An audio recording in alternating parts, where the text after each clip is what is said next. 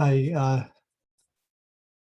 right, so I wanted to go through the quiz from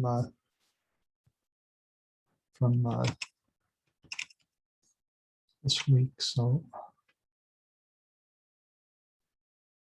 let's see if I can get this to come up. Okay.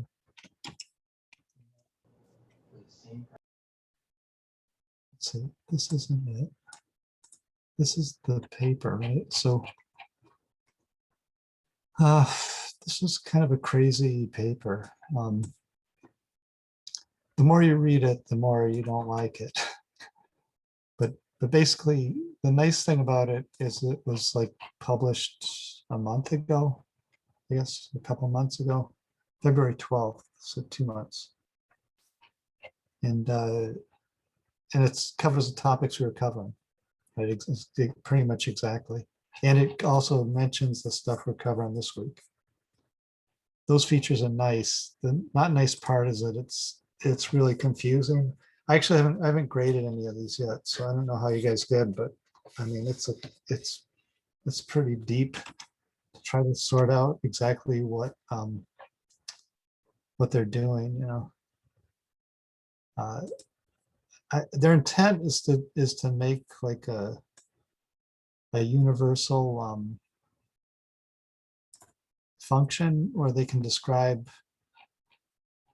B parameter they've introduced, right? So there's a generic B parameter and there's a B thermal and a B G, right? So BG is kind of hard to say what it is. In fact, the B's are different things, right? So the B thermal, in fact, is just the characteristic ratio.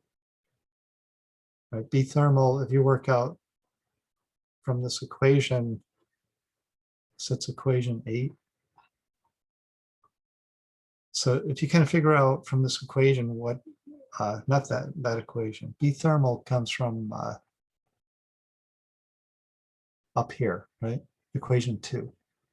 So if you work this out, B thermal is just the characteristic ratio. It's like the standard terms for the things they're trying to say, and they don't relate anything back to the standard terms. Like the chi parameter isn't mentioned in the whole paper, even though it says BG is a chi parameter, right? So in fact, BG is the number of units in a thermal blob. So that means, so the coil, this paper is really complicated. I apologize that I gave you this paper, but it just seemed like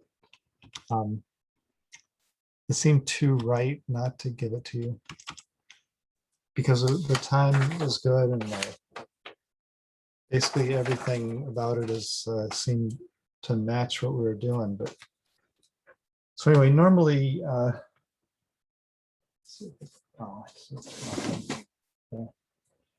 right, so normally you talk about the thermal blob and the concentration blob as like separate things. You don't usually put the two together. So they've put the two together. The reason you don't put the two together is because it becomes incredibly complicated if you do that. Right, so concentration blob is that the chain, so you'd have a chain and a good solvent. So it's expanded coil, and then if it goes above C star, then the chain at large scales, so over long distances, starts to look Gaussian, and over short distances looks like an expanded coil. So it's like you have a piece of fabric, you zoom in, you can see a fiber, its dimension is 1. You look out and it's got dimension 3 because it's a shirt, right? Shirt's made up of dimension 1 fibers. So there's a transition in size where you zoom in that you would see a blob that would have dimension of 1. If you go larger than that, you see a shirt or you see cloth, right? So that's like an example of this kind of transition he's talking about. So basically, you could say the shirt is made up of blobs of fibers, right? And within the fiber, it's got this one-dimensional scaling, and outside is three-dimensional. It's a shirt or a piece of cloth. Anyway, so the coil has that same behavior. If you go above the C star, then at large scales, it acts like a Gaussian chain. So instead of 1, df is 1/2, as 2, sorry. And then if you go within the blob, it's got this, so the 3 would correspond to 2. If you go within the blob, the 1 would correspond to expanded coil. So df is 5/3. If you zoom in enough, you would see the Kuhn length. So you'd see df equals 1, like the fiber, at a really small size. So the coil is something like a piece of cloth or felt or like fleece material, right? It's randomly thrown down fibers. They're dimension 1 at the smallest size. And then it's got this 5/3, and when they overlap, it's this power 2, right? And in between those two is kind of this blob size, which we call zeta t, right? And then he's calling that d. He's calling that just the scaling, just the correlation length, this zeta number. So this thermal is this is a concentration blob. So this concentration blob has a standard symbol, right, for this screening thing. And then for the thermal blob, let's see, I called that T, so this should have been C. Sorry about that. That's why I got confused. That's a zeta C, right? Thermal is zeta T, and he calls that DTH, right? And that's a different thing. So you could have an expanded coil, and then as you go below theta temperature, so remember that if you have a finite molecular weight, you can go below the theta temperature. If you go below the theta temperature, the coil collapses to a Gaussian locally, but globally. So this would be an odd situation where you could zoom in, right, and then you'd see dense things instead of with a fiber. You see something that's less dense when you zoom in. You see something that's dense, and then that makes up a chain of expanded coil. I mean, maybe this is even normal almost. Like the fiber is actually something more odd. This is like you have beads that are Gaussian, that are denser, that make up a more open structure. So that's like a piece of dust, right? Dust is made up of chunks of things that connect together, right, into a low dimensional object. So anyway, so if you start with a concentration blob, so you're going to get this transition. Then you say, well, I also have a thermal blob at a small size where the chains are collapsing locally because they're below the theta temperature.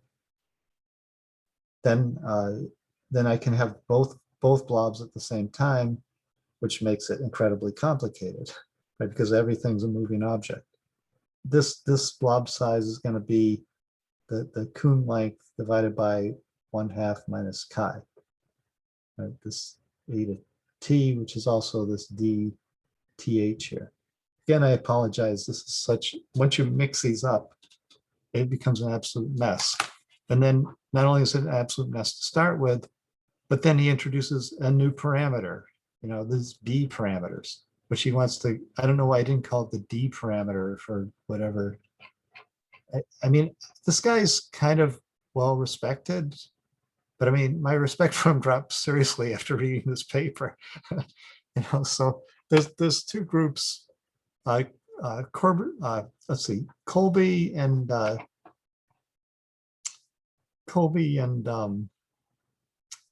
at Penn State, and then this who's the other guy? Rubenstein. Rubenstein's at North Carolina, and I think Rubenstein maybe hired this Dobrynin because I think they're both Russian. So I don't know for sure, but basically I think they're both Russian. So I think that he's a younger Rubenstein. Rubenstein's a pretty good guy. He's credible. This is nutty though, like what's going on here. It's like he's trying to mark out a position for no particular reason. Like there's no reason to do this. It's just complicating things. All right. So in the end, he wants to do one simple measurement, which is an intrinsic viscosity measurement. or a solution viscosity measurement. And from that, he wants to get the Kuhn length, he wants to get the chi parameter, and I guess that's it. And he also wants to get the Kuhn length, chi parameter. What else does he want to get? It says at the beginning. So interaction parameter, Kuhn length.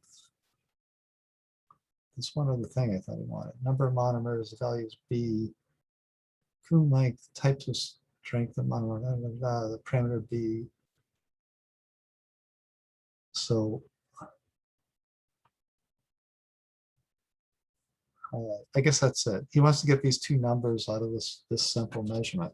And from that, he can predict the entire thermodynamics and basically the rheology also. Even though he's doing a rheology measurement, right? But he can predict rheology and the thermodynamics from those numbers. So I guess it sounds like a kind of okay idea. It's like one of these ideas you have when you're out drinking beer, and then it's like, oh yeah, we could do that. Let's just do it. Then he did it, and it turns out it was kind of a crazy idea, because it's just too complicated. You can't, all these things folded in together just gets to be a complete mess. And it isn't necessarily true that these things are vague ideas to kind of allow you to do some calculations, right? But they aren't necessarily real. I mean, they aren't, in other words, you can't take a picture of a blob. In that sense, it isn't something that's that tangible. You can see it in scattering by a scaling transition, but that's, since everything is polydispersed here, the scaling transition is muddled. So a lot of this stuff becomes not very valuable, especially when you try to take it too seriously, right? So that's the issue here. He's taking something too seriously, like to try to push it along that he can get all these numbers. To say that you can get the chi parameter from a viscosity measurement itself is counterintuitive, right? Because viscosity is a kinetic measurement, so necessarily you can't measure thermodynamics in it. And chi parameter is a thermodynamic parameter, so by logic you can't do it. And then he claims you can do it, but in fact there's too many twists and turns to get to that, to actually measure the chi parameter with viscosity. It's nutty to try to do that, since there's direct measures of it. You just measure the size of the coil and you can get it. So there's direct ways to get it other than viscosity. It isn't like viscosity is the only measurement tool we have, especially solution viscosity. Anyway, nonetheless, he plows on to do that. So let me just go through kind of what this messy quiz went through. So how's thermal blob size relate to the interaction parameter? So we know that that's just straightforward from the definition of it. Like we derive that the thermal blob size is the Kuhn length divided by 1/2 minus chi. And then so as the temperature changes, the blob size changes. Chi is 1/T, right? So at high T, it's miscible, and then the whole thing becomes a coil size, or it becomes infinity. So at high T, let's see, at high T, the blob size becomes the Kuhn length, right? So this chi is 1/T, so high T, chi goes to 0. And then this is just the Kuhn length, this is the blob size. And then see, I should probably put this as 2 times that. So 1 minus 2 chi. And then at low T, chi goes to infinity, and then this thing becomes basically very large.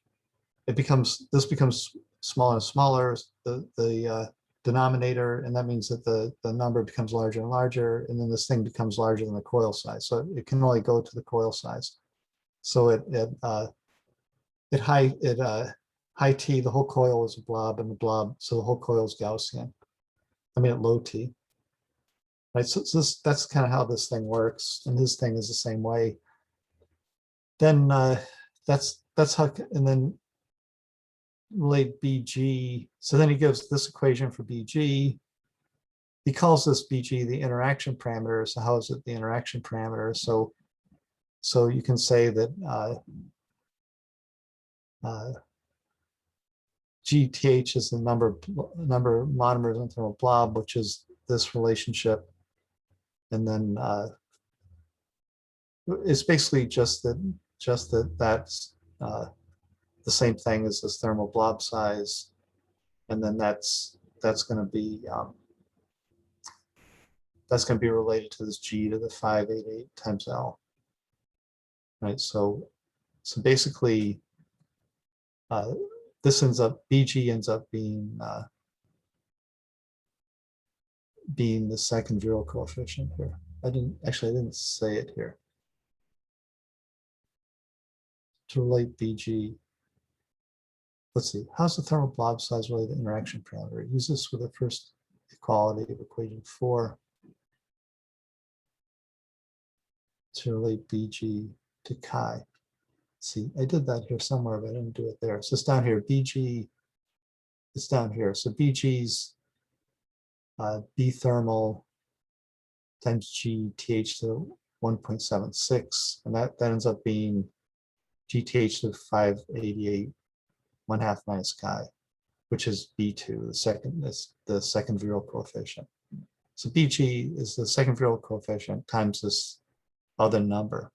That's the number of units in a thermal blob. So it is related to the second virial coefficient. So you call it an interaction because that's 1/2 minus chi, but it's also got some baggage with it, right? So it's related. So that's part A. This should have been up there. So I don't know why. So I was just kind of going through that today, but let's see. I don't want that there. Let me just fix this. So it wasn't.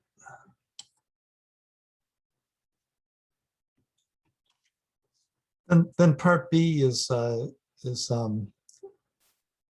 plot is specific. He can get the C star from these transitions, right? He's going through this scaling transitions and see he can find, this isn't the plot, but it's got the plot of viscosity somewhere here. So he does viscosity versus concentration. He finds where the overlap is. It's where this transition is in the slope, right? Again, that's debatable because that's really the entanglement concentration. That's not the overlap concentration, which he doesn't mention.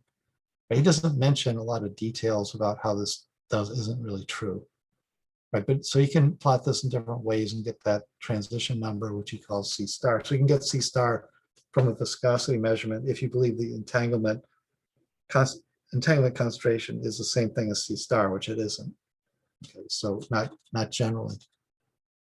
So if he could get C star, so how do you relate C star to BG? So he relates it through this equation 8. And then that way he can obtain chi because BG is related to the second virial coefficient. So where does equation 8 come from? So let's see. First off, from his definition of B thermal, you can figure out that B thermal is the characteristic ratio. Right? So he should never have invented B thermal. He should have just said the characteristic ratio. Then at least you could kind of trace back to something like where this thing came from. And then he gives the equation that relates the characteristic ratio and this GTH to the 0.176. The 0.176, so you can take this because you know G thermal's the characteristic ratio. Let's see. Oh, this also equals this 1/2 minus chi thing. Right. So if you plug in for what BG is here, or let's see, 1/2 minus chi came from up here. DTH, you can plug in what DTH is and get this. And then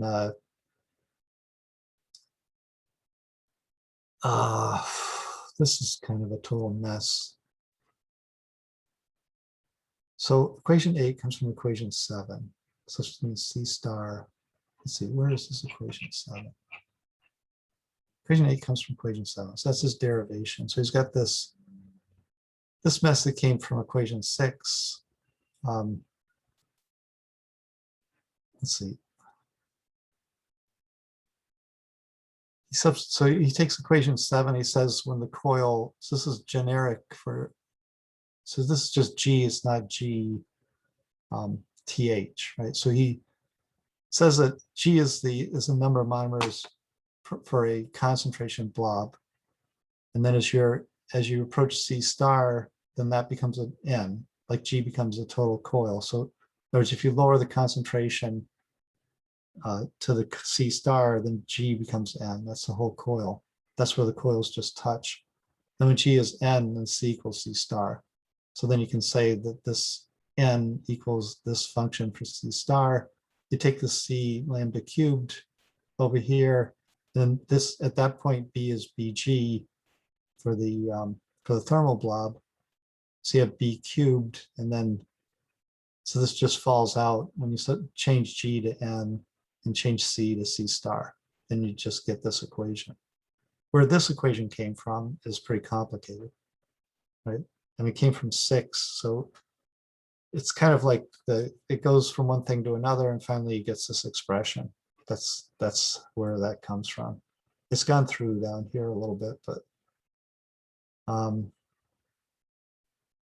generally, this is like a terrible idea. Like to try to get the interaction parameter from viscosity. There's a variety of reasons why it's a bad idea. One is that transition isn't at C star, it's where you have entanglements, and that isn't the same thing as C star. We already showed that.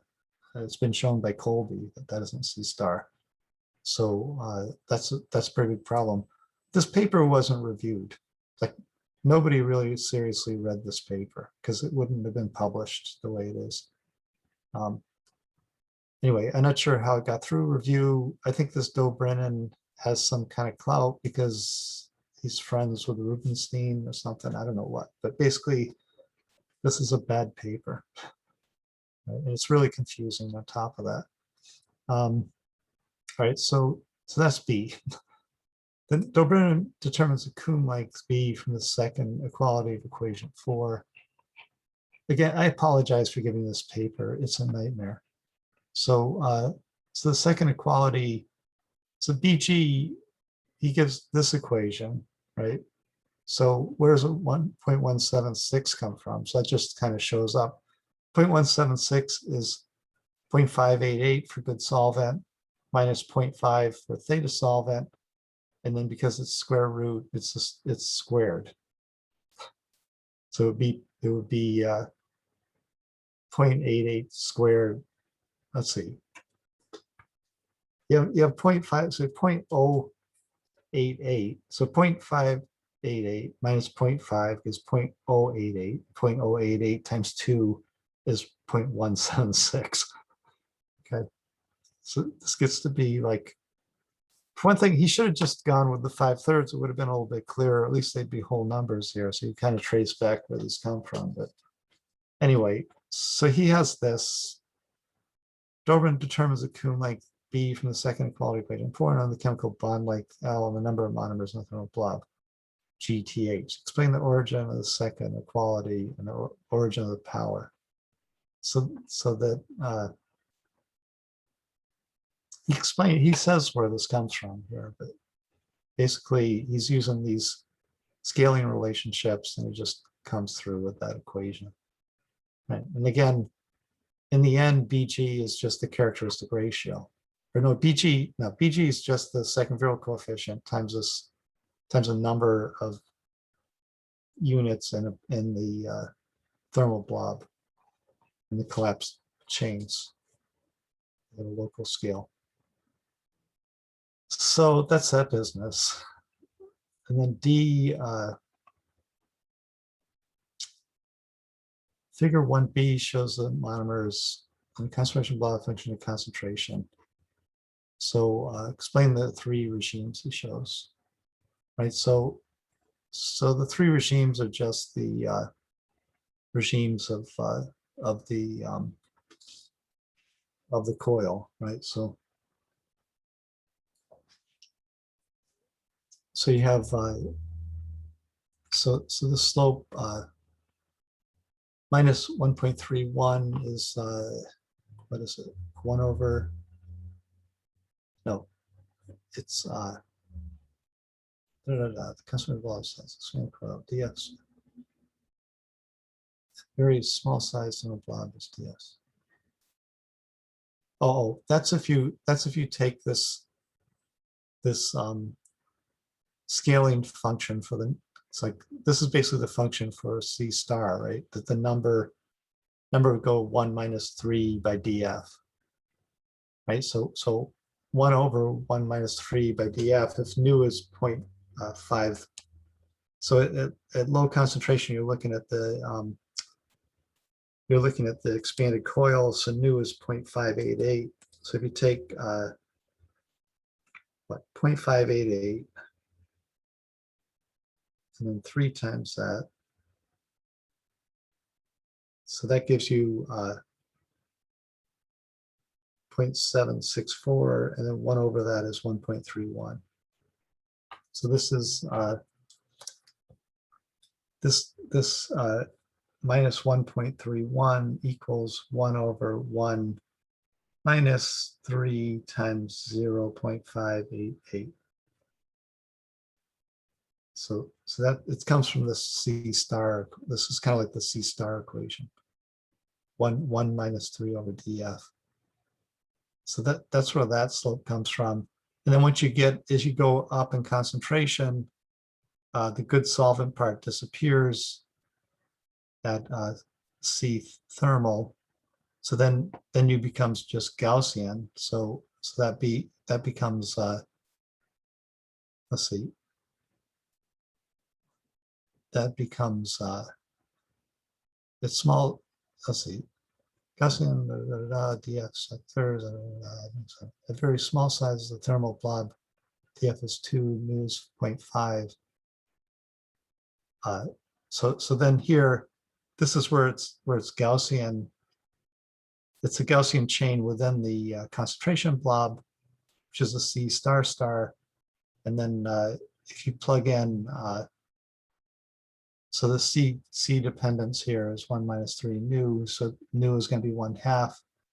So this becomes negative 0.5. So 1 over that is 2. That's the Gaussian part. That's this part. So when nu is 0.5 or df is 2, you get minus 2. When nu is 1, right? When nu is 1, then it's 1 minus 3, so you get 1/2. That's a minus 0.5. So this is df is 1, this is df is 2, this is df is 0.588. So as you're increasing the concentration, kind of probing the structure almost. So you're going from the good solvent at large sizes, then you go to Gaussian, and you see like the collapse structure, and then you go to the Kuhn unit up here. This part you can't reach. I mean, you can't reach this 0.5. That would be, I mean, this measurement is really being done in a dilute solution, so you can't reach the point where you'd see the Kuhn units. That would be a melt, right? So this is a little bit ridiculous what he's talking about, especially at the high end here. Anyway, that part's doable. D, it's a little bit messy, but it's not too bad. Then let's see. All right, so then he mentions the stuff about dynamics, right? In other words, what is he measuring here? So then he mentions the things we want to talk about this week, which is like the Zim equation and the Zim equation, the Rouse equation, and Degen's tube model. So those are like the 3 kind of basic functions for polymer viscosity, right? So question is like, what are these things? And then you can go to his description of it is pretty useless. It's like everything he says makes something that's complicated even more complicated and not understandable, right? That's kind of the whole theme of this paper. Like there's no point to inventing B when you already have the second field coefficient, you already have C infinity. So why not just use the parameters everyone knows instead of inventing something like there's no relationship between the B's. Like if you try to follow a theme of this, he's got this parameter B. There's a generic B, there's a BG, and a BTH. What do they have to do with each other? Nothing, right? They have nothing to do with each other. So they're actually, one's the infinity, one's a second virial coefficient, and the other one, it's pretty hard to tell what it is, right? So basically by introducing this parameter B, he's made something that was already complicated even more complicated, right? So it's, and there's no gain from it at all, except that he invents a parameter and he can kind of call his name on it, right? I mean, it's pretty ridiculous. So it shouldn't have been published. Like who would accept this paper? I don't know. No one should have accepted this paper. So anyway, that's my personal feeling. So we got Rubenstein's book is pretty good though. Colby and Rubenstein. It's fairly simple. They gloss over a lot, but they do it in the intent of communicating the subject, which makes it pretty useful. Right. So the book's pretty good. Anyway, especially this part's okay. So so we got the three models. So the first model, so these things, if you look in Heimitz's book on polymer chemistry, he doesn't talk about Zim equation, and he doesn't talk, which is a good book. I'm not sure I have it up there. I should put it up there. I think it might be on the web page, but anyway, he doesn't talk about the Zim model. He doesn't talk about the Rouse model, or he doesn't give these names. He just says like draining and non-draining. So he has a chapter on non-draining, a chapter on draining. So the idea is you have the coil. So if you put the coil into dilute solution, and if you came from history, right, before polymers, there were colloids, right? So you had like particles, usually charged particles, that were suspended in a liquid. Right? So you had, for colloid, it's like milk. Milk is a classic one, and the particle would be a lipid with the charges on the surface. You can make colloidal silica. These can be silica particles. There's a lot of different colloids, right? They're basically things that are larger than molecules that are floating around and suspended. They aren't going to settle. They're not going to sediment, and they're not going to froth at the top. And so they're just going to remain in the state they're in. So it's like a solution. And also the particles have kT energy, just like a molecule would. So they have also a friction factor, right? So colloids, so if you could say a polymer is a colloid, a polymer in dilute solution is a colloid, because you have these chains, sorry.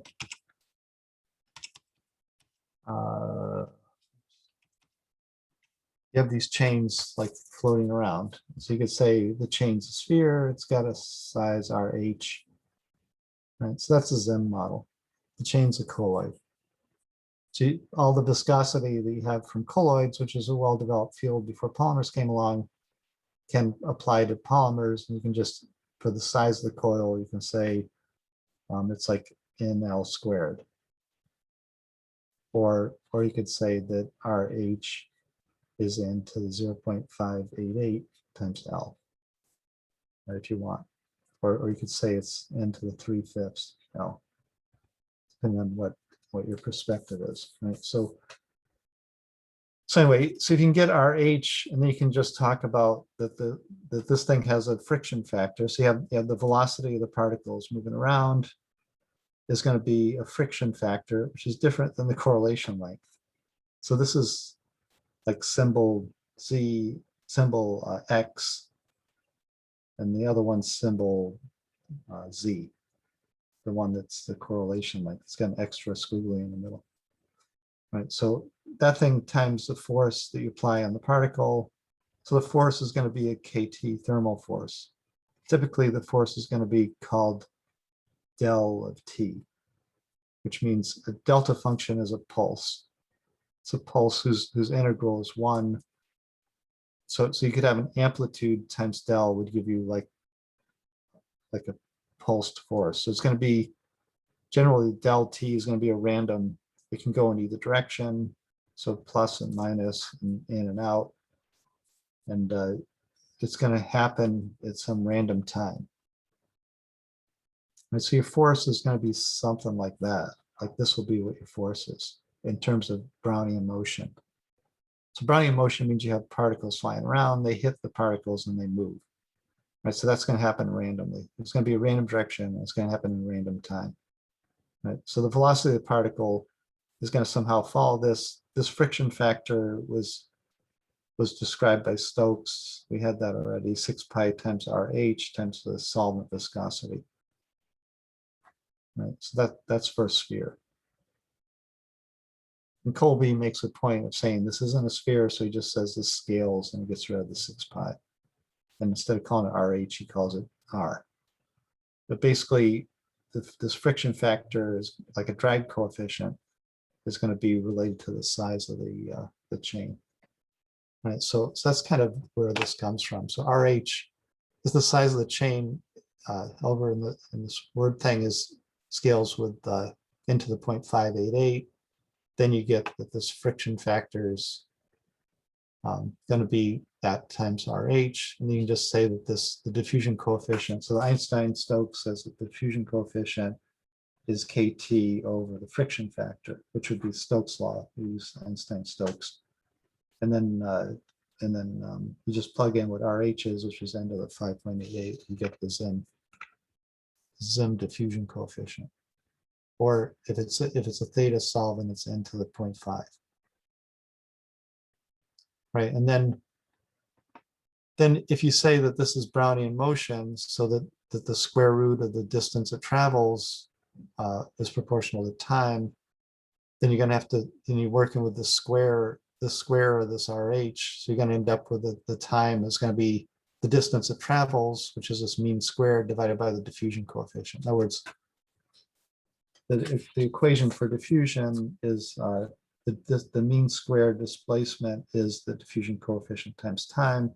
So the tau, if you say that the distance it travels is RH, so say you want to know how long does it take to travel like that far from where it is to the next one, which is RH.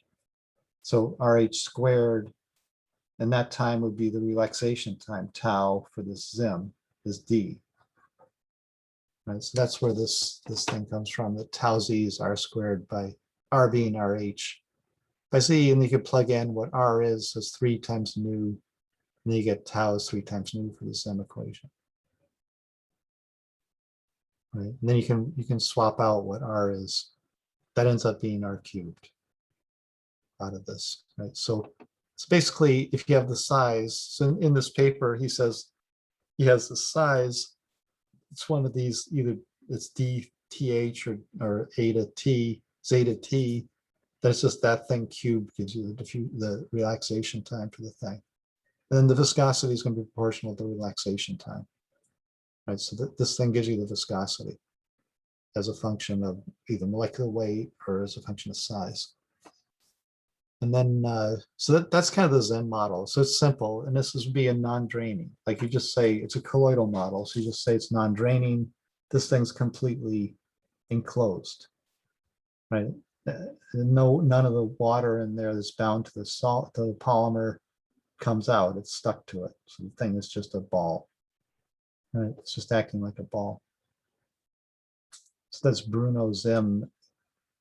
He was at Brooklyn Polytech in New York, and he went to, I think he died when he was at Santa Barbara.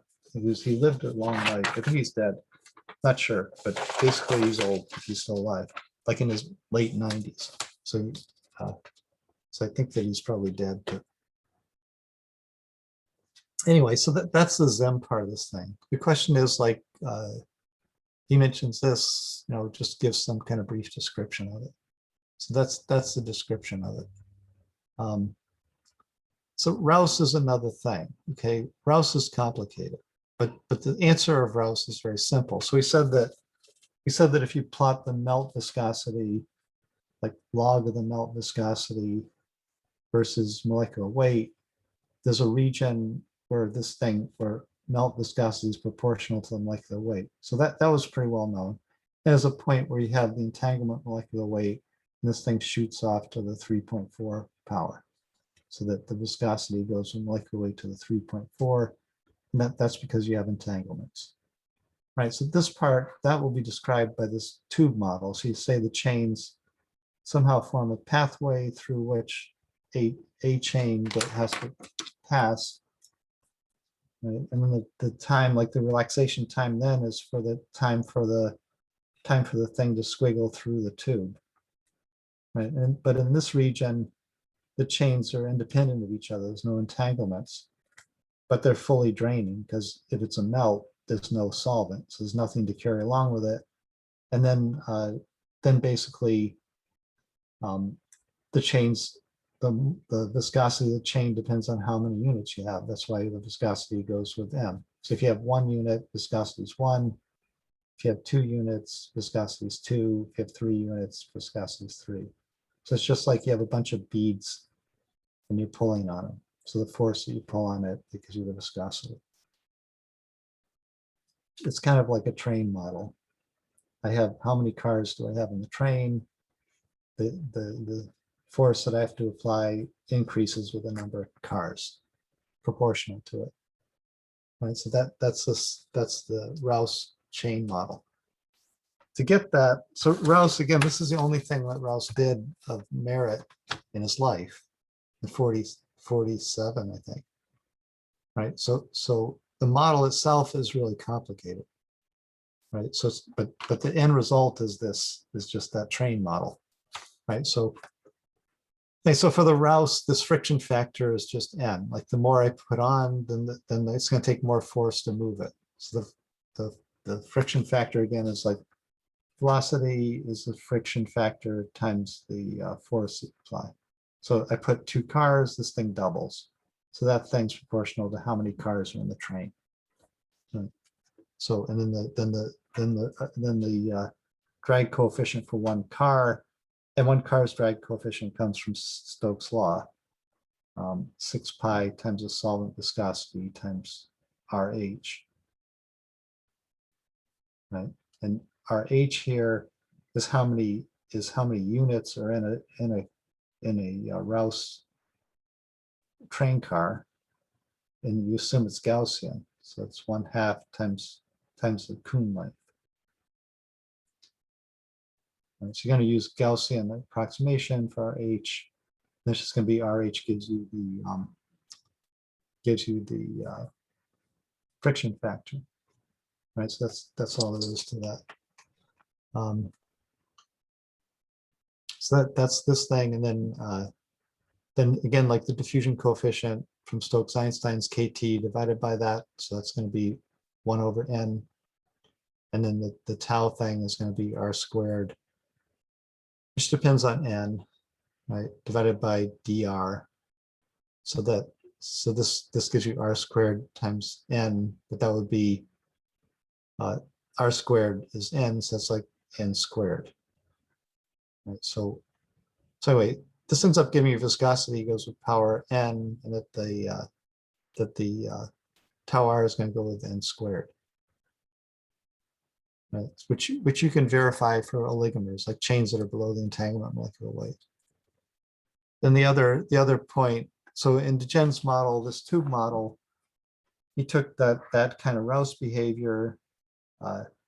He stuffs the chain into a tube. He lets it move within the tube confinement. The tube itself is a Gaussian pathway, so it follows Gaussian chain scaling.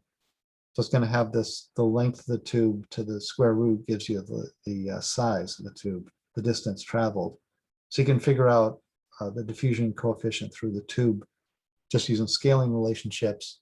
If you do that, it comes out to 3, like n to the 3. So it doesn't get this 3.4, he gets 3. Right? He can predict the diffusion coefficient correctly, but he can't predict the viscosity. So basically the Rouse model, the reptation model comes close but doesn't get exactly the right answer. The Zim model, though, wouldn't work. So the Zim model doesn't work for reptation. The Zim model won't give you the 3.4. So basically, so the Zim model, let's see, I don't have the viscosity thing here. But the Zim model is going to give you r to the end of the 3/2, right? So basically, it's going to be some other number. It's not going to match this power 3. So the Gens 2 model, which actually came from Edwards in the UK, matches up with the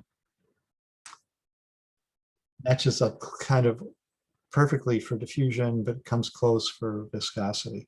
And you can explain this 0.4 by a variety of means. One is that the tube itself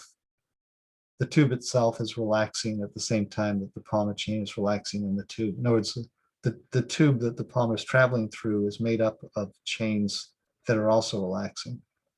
Right, so that becomes a coupled situation. It's really complicated, and then you can get this 3.4 out of it, or something close to it. So that's kind of that quiz, but it also introduces this concept of kind of what we're supposed to do this week. So hopefully that's okay, and hopefully you looked at it, so it makes a little bit of sense. So sorry, I mean, I knew this quiz was going to be a little messy, so I knew that beforehand, but basically the more I looked at it afterwards, it's kind of a nasty thing what he did, this paper. Anyway, any questions on that? So anyway, I didn't grade this quiz yet, but I graded the 13. So once I grade this one, so if you're undergrad and you have an 80 average or above, then you get an A. You don't need to take the final. And then if you're grad, you need to take the final if you have less than a 90. So if you have above a 90 and you're a grad, you don't need to take the final. So I'll have to figure out how that works out if anybody needs to take the final. Right? It might be that no one needs to take it this year. The final is the timing is that it's Monday, April 26, 12 to 2 p.m. is the schedule. So what I would do is give you the quiz, or it'll be 2 quizzes. One will be based on this dynamic stuff, and one will be like something from one of the other quizzes. And then, so you could, if you want to study for it, you look through the other quizzes, or if you're working it out, you look through the other quizzes. And then, so I'd give it to you before, like on Friday, probably, maybe before that. And then you could work on it and turn it in on Monday, hopefully by 2 p.m., I guess, is what this official time is. But if you need more time, it's okay. I'm not sure how many or if anybody's going to need to take the final. I haven't worked through the grades, but I have all the grades in, so I can do that before Wednesday, possibly. So before Wednesday, I'll have all the stuff graded, so I'll let you know if you need to take the final or not. Hopefully that's all right. And then, so Wednesday's the last class, and then, so that's that. So anyway, so that's about it, I think, for today. I'm kind of quit there. Let's see. Oh, we got a few minutes. I'll take advantage of that. What did I want to say? I wanted to say something here that the Rouse. So what Rouse did, he took the speed and spring model, right? So he had a friction factor for each of the beads, and then the spring constant has to do with. We already got the spring constant from the from rubber elasticity, from the derivative of the energy for the chi. Right. So he had that in 1947, right? And what he also had was this business about heat capacity, right? Which was like a popular item because it had just been kind of explored, and it was like being investigated at that time. So people were talking about heat capacity, in particular, like Einstein. Let's see, was Einstein in like 1908 or something, or it was one of his early papers, like he's talking about heat capacity. like how you calculate heat capacity. So what is heat capacity? It's like you have atoms in a crystal. Let's see. So you have a crystal, and the atoms are like vibrating, right? They're vibrating by kT, is like moving the atoms around.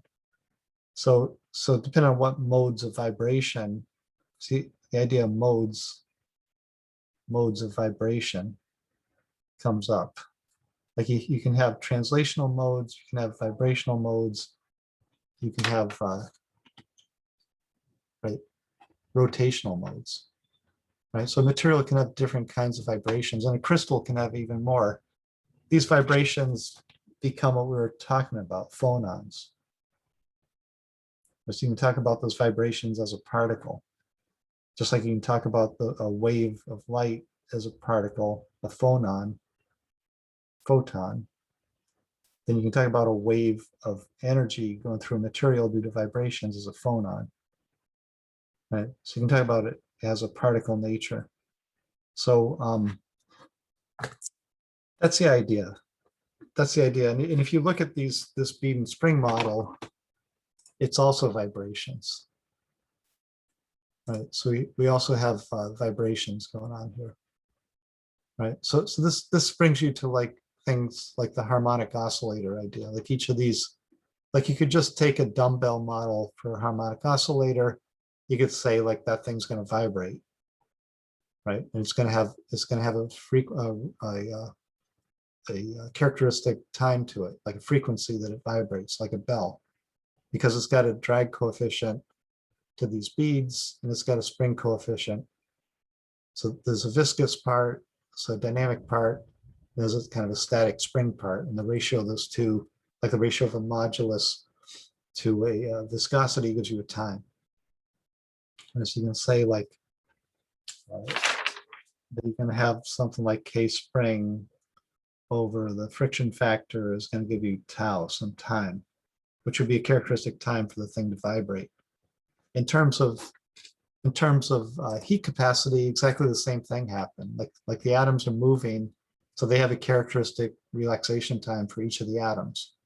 And this was well worked out in 1920, right? This idea of vibrations and the material giving rise to the heat capacity, right? And then Rouse came along.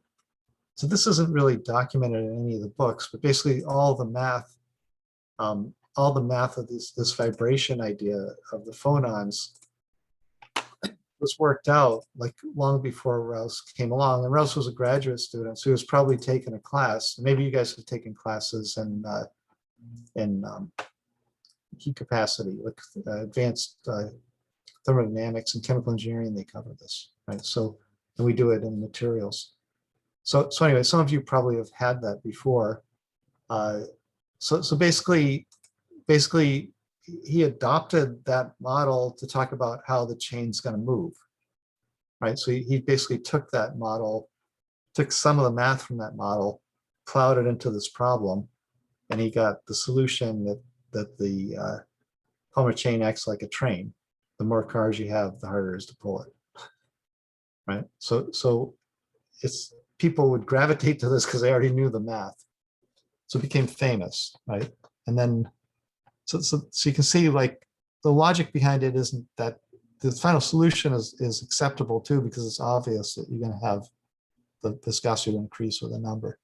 So anyway, so I'll go through this on Wednesday as best I can, and